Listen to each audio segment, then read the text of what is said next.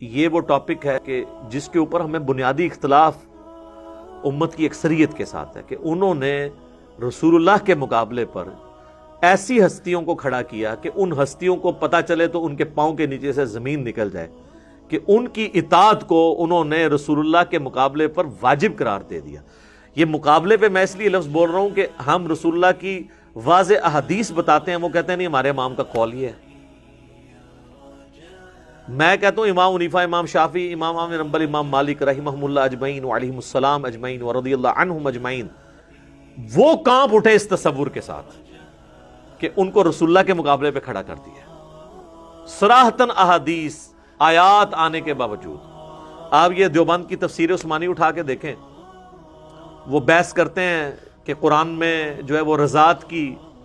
مدت جو ہے، دودھ چھڑانے کی مدت جو ہے وہ 2 سال آئی ہے، پھر وہ سال لکھتے ہیں البتہ امام حنیفہ کا موقف ہے کہ 2.5 سال ہے۔ تو ہو سکتا ہے امام حنیفہ کے پاس بھی کوئی دلیل ہو۔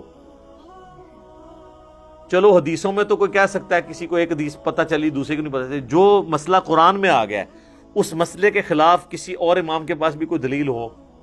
پہلے تو ہم اس کو بھی ماننے کے لیے تیار نہیں کہ امام حنیفہ نے کہیں کہا بھی ہوگا کہ بھی قرآن کے خلاف 2.5 سال دودھ چھڑانے کی مدت ہے، کیونکہ امام صاحب تو ہمارے سامنے موجود نہیں ہے، جو جس کا دل کرے ان کی طرف منسوب کر دے۔ چلے سپوز آپ کو پتہ بھی چل گیا، آپ تو کم از کم کریں، اور دوسری طرف آپ خود ائمہ کے اقوال سناتے ہیں کہ سارے اماموں نے یہ کہا کہ ہماری کوئی بات کتاب و سنت کے خلاف ہو اسے دیوار پہ مار دو۔ اور ہم دیوار پہ نہیں مارتے، ہم بڑا احترام کرتے ہیں، ہم کہتے ہیں کہ جی یہ ان کی رائے تھی، قرآن و سنت کے خلاف ہے، ہم اس کو فالو نہیں کریں گے، ہمیں کہتے ہیں اماموں کے گستاخ ہو۔ تو یہ ایک ٹاپک، ایک بڑا کریٹیکل ٹاپک تھا، میں نے اس کو پورا پری پلان تیاری کر کے نا مسئلہ نمبر 197 ریکارڈ کروا دیا، آلموسٹ 2 گھنٹے کا HD کیمرے میں میں نے کئی ایک ایگزامپلس صحابہ تابعین تبع تابعین کی دکھائی ہیں کہ جب ان کے سامنے آیات احادیث آتی تھی وہ اعلانیہ طور پر اپنے بڑوں سے اختلاف کیا کرتے تھے، اور بڑے بھی ایسے تھے کہ وہ فوراً سر تسلیم خم کرتے تھے۔ خلفائے راشدین کی مثالیں میں نے پیش کی کہ ان کو کسی نے حدیث سنائی ہے، انہوں نے ڈیسیژن بھی کیا تو کہا بھائی نہیں غلطی ہوگی، ہم پیچھے ہٹ جاتے ہیں۔